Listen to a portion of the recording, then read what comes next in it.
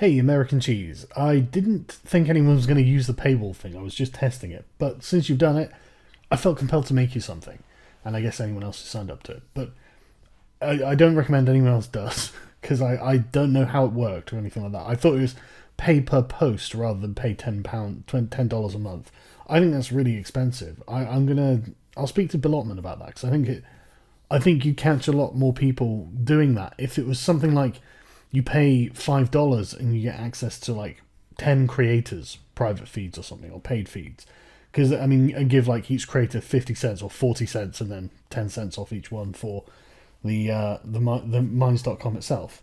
That seems like a far more plausible business model to me. $10 for one person, that's a hell of a lot. And I mean, don't do it. I'm not gonna produce that much paywalled content.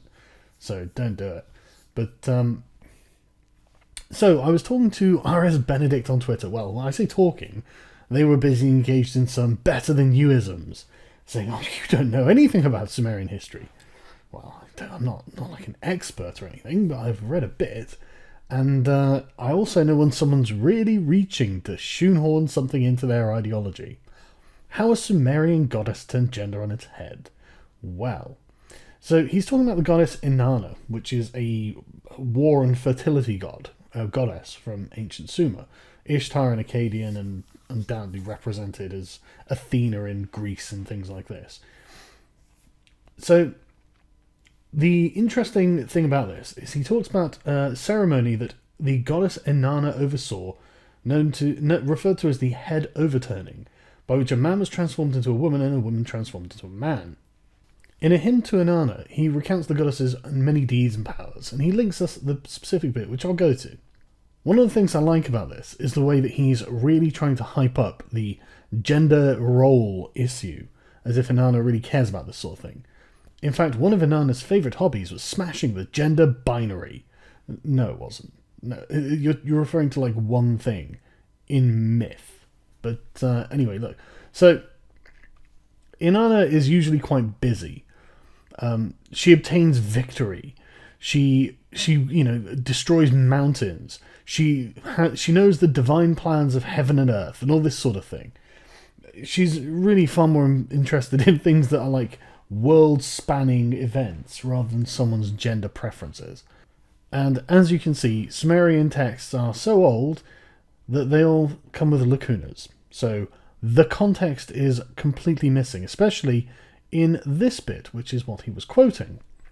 The mistress, a leopard among the Anua gods, full of pride, has been given authority, not having lacuna, struggle, lacuna, Inanna, lacuna, she, lacuna, the adolescent girl in her chamber, receiving her, lacuna, heart, lacuna, charms, she evilly, lacuna, the woman she rejects, in the entire, maybe, not even sure about the translation there, country, she, lacuna, she lets her run around in the town square, lacuna, of a house the wife sees her child. So when she had removed the great punishment from her body, she invoked blessings upon it. She caused it to be named the Pili Pili. She broke the spear, and as if she were a man, lacuna, gave her a weapon. When she had lacuna punishment, it is not lacuna, she lacuna. The door of the house of wisdom, she makes known its interior. Those who do not respect her suspended net do not escape, lacuna.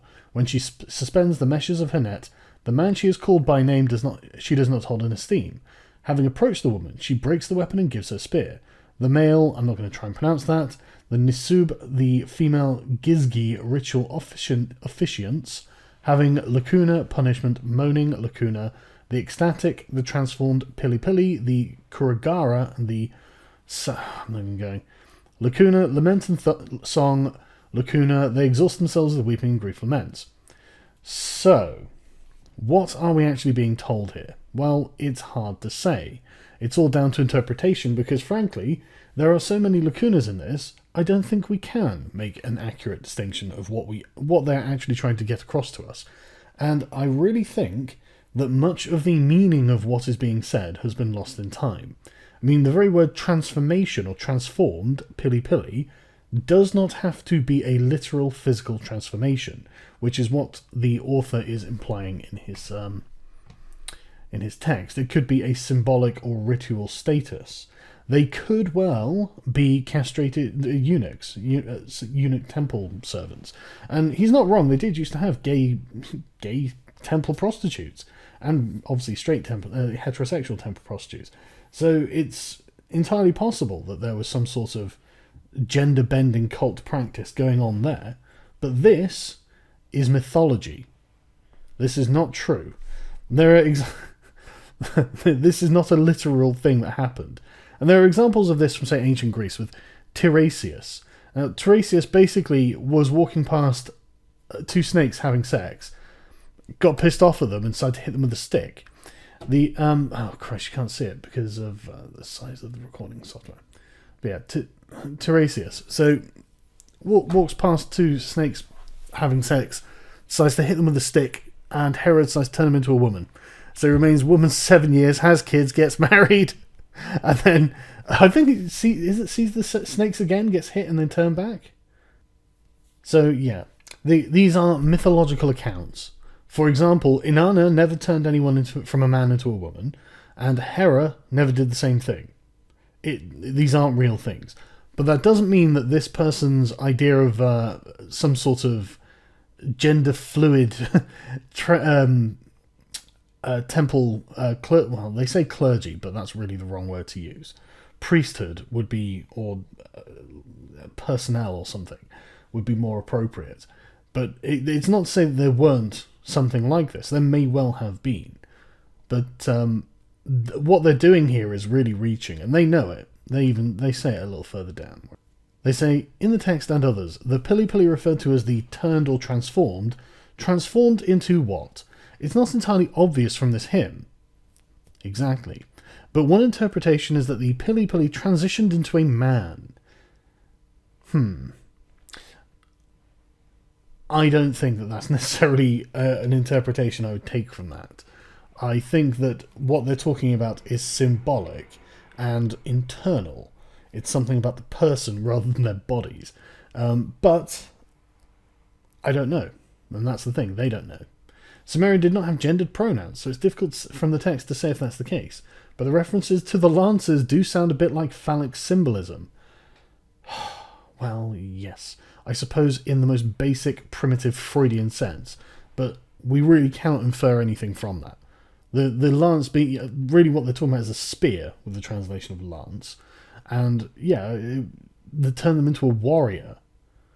It could well be that these are women who have had to fight, or this is symbolic of women who have had to fight in the mythology itself. But to suggest that this is somehow like proof that there were women who transitioned into men in ancient Sumer, again, I think is just absolutely reaching. And as they say, it's not obvious from the hymn, and there are various interpretations of it. So just thought I'd do this quick little interesting thing for you. They're trying to co-opt history. They're trying to...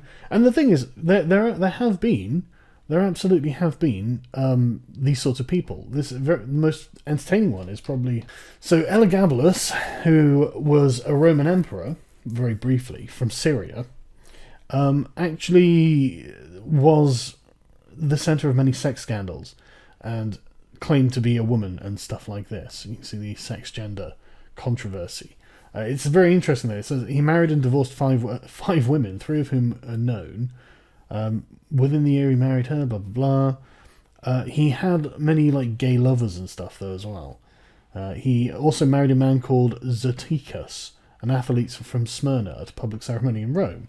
Cassius Dio reported that Elagabalus would paint his eyes, epilate his body, wear wigs before prostituting himself in taverns and brothels, even in the imperial palace. Can you fucking imagine how the conservative Roman public saw that? Herodian commented that Elagabalus enhanced his natural good looks by regular application of cosmetics.